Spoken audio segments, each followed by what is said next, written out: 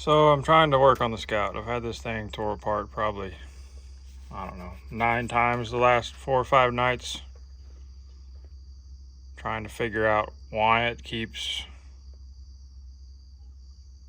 like running real rough when you're under acceleration. It seems to come and go. It's not super consistent. A lot of times I get rich codes on bank 2, which is the passenger side. I've logged it 3 or 4 times. I haven't really got any great results. It seemed like I was getting very sporadic O2 sensor readings on that passenger side, so I pulled the O2 sensor off the shelf that I had that I know is good, put it in there. I feel like there's an improvement, but it's still not great. It seems to be, instead of like 1800 RPMs, now it's like 2500 RPMs it starts sputtering. The air fuel ratio gauge on the dash is, I don't know, it's slightly rich, but I don't think it's crazy. I've got a remote fuel pressure gauge in the cab now. It's holding steady at 55 to 58, no matter what RPM or load we're at. But it's been difficult to kind of get good data on the street. I decided to take it out back behind the shop and just pretty much launch it in first gear, grab second with my foot on the floor, and it bogged down bad. There was just enough load to kind of keep the tires spinning and keep the RPMs up, and just enough load to really let that sporadic kind of fuel sputter or ignition sputter. I'm not real sure. I've had the intake off, the injectors out, nothing's leaking.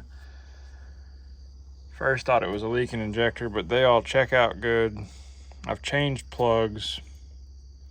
I've swapped plug wires off another good running motor. Like, I've just been trying to move it around so that I can kind of pinpoint where it's at, and I think I may have found something. So this is kind of my launch in the backyard. I kind of slipped the clutch about 1600 and then took off. You can see bank 1 is a little rich there. Bank 2 is kind of lean. I want you to keep an eye on this voltage. That's the voltage at the ECM. Our white and red there next to the voltage is our O2 sensor voltage. So under 0.5 is a lean condition, over 0.5 is a rich condition. You can also see our injector duty cycle down there at the bottom in white, and then we have the bank 1 driver side injector pulse width, and then bank 2 in orange and pink. So all of these kind of correlate together here. I think I've kind of found a pattern. We got a little bit of fluctuation. We start getting a little rich, which is understandable. We're accelerating here. Here's where it starts getting interesting. About 3200, which somewhere around there is where I really start feeling it. 3200, bank 1 starts leaning out. We're still increasing. They're both kind of leaning out, but bank 1, or bank 2, sorry, starts going a little quicker. And if you'll notice, the battery voltage starts dropping. Now, I actually verified battery voltage earlier at idle. At the alternator, at the battery, we're like 13.9, 14.1s. We're right where we're supposed to be at the battery and at the alternator. So now we got a fairly lean condition, but again, it's still throwing rich codes.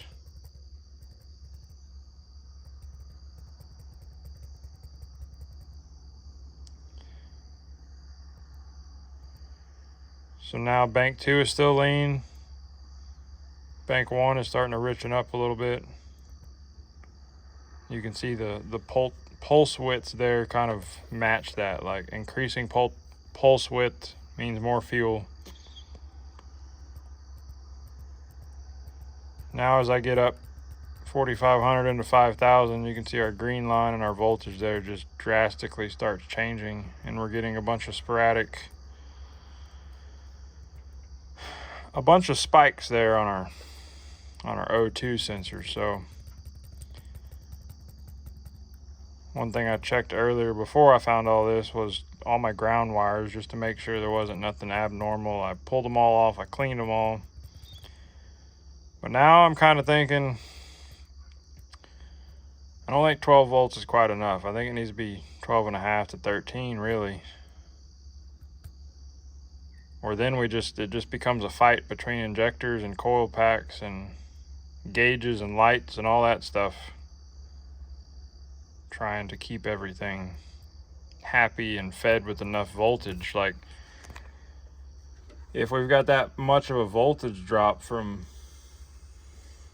I guess I haven't really looked at this log at idle, but I mean, if we're dropping 2.5 volts between idle and wide open, like there we are at 6,300, we're just barely hitting 12 volts. Everything's kind of starting to lean out.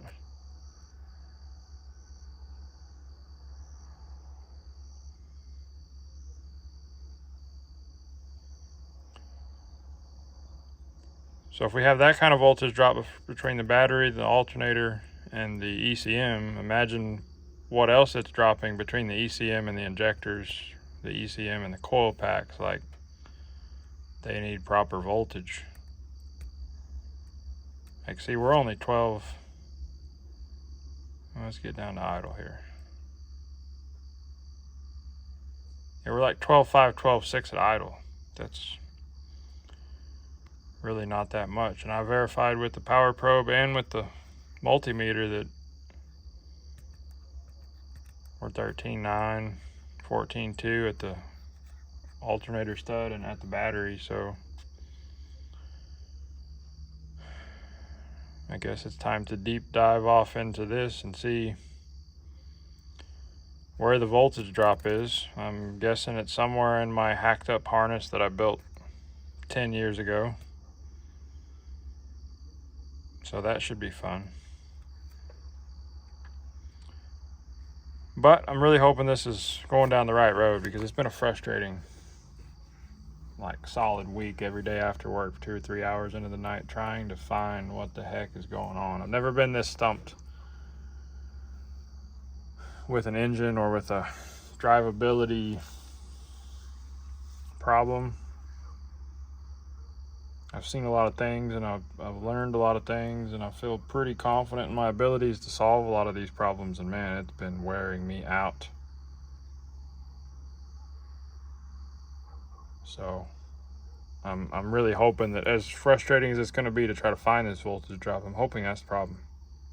It makes the most sense to me at this point, because nothing else is bad here. And it would make sense why it's a little sporadic, and like sometimes when I drive it, it seems to happen more frequently or at a lower RPM than others. That would make total sense for a voltage issue. So it's currently dark outside.